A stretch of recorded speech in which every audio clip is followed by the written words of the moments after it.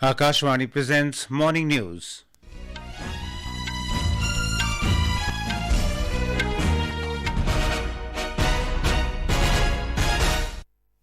Good morning, I am Naresh Mago. The headlines. All arrangements in place for assembly polls in Rajasthan tomorrow. Top leaders of major political parties head to Telangana as campaigning for assembly elections enters its final leg. Vice President Jagdeep Dhankhar to inaugurate Global Professional Accountants Convention at Gandhinagar in Gujarat today. Central agencies working on a war footing to evacuate workers trapped in the collapsed Silkyara tunnel in Uttarakhand.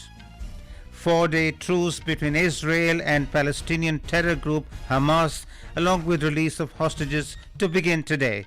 And in cricket, India beat Australia by 2 wickets in the first T20 International of the 5-match series in Visakhapatnam.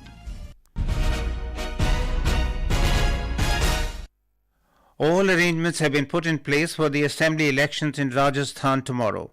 Voting will be held for 199 assembly seats from 7 a.m. to 6 p.m.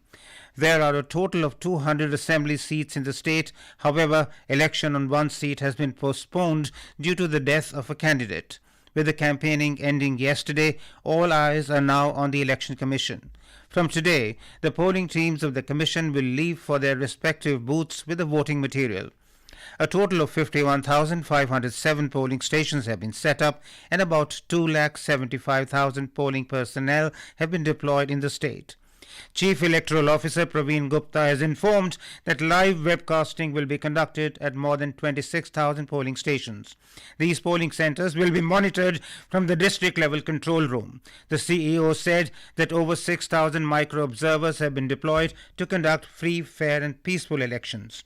Over 1 lakh security personnel have also been deployed to ensure peaceful polling. Our correspondent reports that 3,383 special polling booths have been set up in the state. One Divyang friendly, 8 women and 8 youth polling stations have been set up in each assembly constituency. Only Divyang personnel have been deployed for the voting work at the Divyang polling stations. Similarly, only women personnel will conduct the voting in the women polling stations and youth employees in the youth polling booths. NSS, NCC and Scout Guide volunteers have been deployed to assist the Divyangjan and senior citizen voters. Apart from this, Anganwadi and member of self-help groups will also be available to assist women voters at polling stations. Jitendra Dwivedi, Akashvani News, Jaipur. In the run-up to the Telangana Assembly election, top leaders of major parties including BJP, Congress and left parties are heading to the state with the aim to sway the voters in their favour. Top leaders cutting across political lines are involved in intense campaigning. Congress star campaigner Priyanka Gandhi Vadra will campaign in Palakurti, Husnabad, Palayar, Sattupalli and Madhya today and tomorrow. More from our correspondent. The ruling BRS has started its campaigning much before the announcement of elections, and its chief K. Chandrasekhar Rao has covered over 80 out of 119 assembly constituencies. He is scheduled to cover the remaining constituencies in the next few days. In party 3-tier campaign strategy, its working president Tarak Ramarao has been holding roadshows, and another senior leader Harish Rao has been holding Atmeya Sabhas for each community. The state ministers and other senior leaders are taking care of the door-to-door campaigning and helping the other candidates in the district. The BRS chief is scheduled to hold a mega roadshow and public meeting in Hyderabad tomorrow. Lakshmi, Akashvani News, Hyderabad. Prime Minister Narendra Modi will hold electioneering for 3 days in Telangana from tomorrow onwards. Meanwhile, state's Chief Electoral Officer Vikas Raj has said that more central forces will be deployed in the sensitive areas and has asked state electoral officers to clear the complaints filed by different political parties on a priority basis. Speaking to the media after a video conference, the CEO informed that so far over 9,000 voters have utilized the Vote from Home facility. He said the process will continue for a few more days. The CEO also informed that over 27 lakh new election photo identity cards have been delivered to voters, while about 17 lakh more election photo identity cards will be distributed in the next 5 days. Vice President Jagdeep Dhankhar will inaugurate the Global Professional Accountants Convention at Mahatma Mandir at Gandhinagar in Gujarat today. More than 4,000 delegates from over 25 countries will take part in the three-day event and discuss various aspects to shape the future of the accountancy profession at the global level. Commerce and Industry Minister Piyush Goyal and ICAI President Aniket Sunil Talati will also be present at the inaugural session. Central agencies are working on a war footing to evacuate 41 workers trapped in the collapsed Silkyara tunnel in Uttarakhand. The agencies including Oil and Natural Gas Corporation, Satluj Jal Vidyut Nigam, Rail Vikas Nigam Limited, National Highways and Infrastructure Development Corporation Limited and Tihri Hydro Development Corporation Limited have been assigned specific responsibilities and are working collaboratively to safely rescue the workers trapped in the tunnel in Uttarkashi district. The government is continuously maintaining contact with the stranded people to boost their morale. Chief Minister Pushkar Singh Dhami has set up a temporary camp office in Matali, Uttarkashi since last night, from where he is monitoring the rescue operations and is also doing his administrative work. The Chief Minister spoke to the trapped workers. Gabbar Singh ji, मैं पुष्कर सिंह धामी बोल रहा हूँ। कैसे हैं आप लोग? हम लोग बिल्कुल पास पहुँच गए हैं और बड़ी आप लोगों की हिम्मत है और बहुत ही आप लोगों के लिए सब लोग प्रार्थना कर रहे हैं यहाँ। और प्रधानमंत्री जी रोज आप लोगों के बारे में चिंता कर रहे हैं, रोज अपडेट लेते हैं मुझे सवेरे 7 बजे। आज भी अभी आया है, अभी बताया है बिल्कुल 45 मीटर से आगे हम लोग आ गए हैं और मुश्किल से 10 मीटर और आना है। आप लोगों को पता ही है, थोड़ा सा ये है कि हिम्मत बता के और किसी सबकी तबियत वगैरह अच्छी ठीक है ना वहाँ पर? Addressing the media in New Delhi, Member National Disaster Management Authority Lieutenant General Syed Atta Hasnain said due to some obstacles earlier, the rescue operation was affected, but it was overcome by the engineers. He added that if all goes well, then it is expected that the rescue operation will complete within a couple of days. Food, fruit, water and medicines are being delivered to the workers through a dedicated pipeline. A part of the under-construction tunnel from Silkyara to Barkot collapsed due to a landslide on the 12th of this month, following which 41 labourers were trapped inside. This is Akashvani giving you the news. For quick news updates round the clock, follow us on our Twitter handle at AIR News Alerts. A 4-day truce between Israel and Palestinian terror group Hamas will begin today. Giving details about the temporary truce and release of Israeli hostages held in Gaza by Hamas, mediator Qatar's Ministry of Foreign Affairs spokesperson Majid Al-Ansari said on the first day a group of 13 Israeli women and child hostages will be released from Gaza later in the day. The beginning of the pause will be Friday, the 24th of November, and it will last, of course, as agreed, for 4 days. And the first batch of civilians to be released from Gaza will be the same day. They will be 13 in number, all women and children, and those hostages who are from the same families will be put together within the same patch. Under the deal, 50 hostages are to be freed during a 4-day pause in fighting. Israel and Hamas yesterday came to an agreement to a ceasefire for at least 4 days to allow humanitarian aid into the conflict-hit Gaza and release of at least 50 hostages held by terrorists in the enclave in exchange for at least 150 Palestinians imprisoned in Israel. The 54th International Film Festival of India, IFFI, has touched its halfway mark today, and it's time for its much-awaited Mid-Fest movie.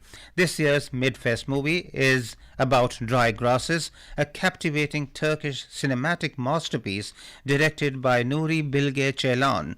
It will be screened at the main IFFI venue in Panaji at 5:30 this evening.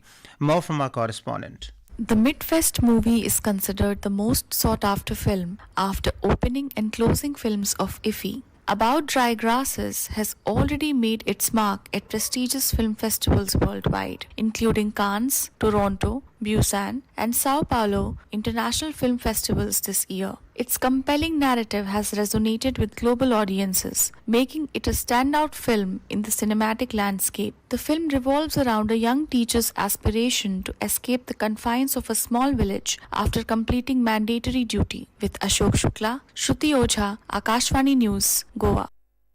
The admission process for the entry-level classes, including nursery, KG and Class 1, began in Delhi yesterday. According to the Directorate of Education of Delhi Government, the deadline for form submission is the 15th of next month. The initial list of selected children is set to be released on 12th January next year. For admission in nursery classes, the age of the student should not be more than 4 years, as on the 31st of March 2024. The age limit for the KG class has been fixed at 5 years and the maximum age limit for admission in Class 1 at 6 years. The air quality level was recorded in the very poor category in the national capital this morning. According to Central Pollution Control Board, the air quality index in the overall Delhi region was recorded at 323. An AQI between 0 to 50 is considered good, 51 to 100 satisfactory, 101 to 200 moderate and 201 to 300 poor.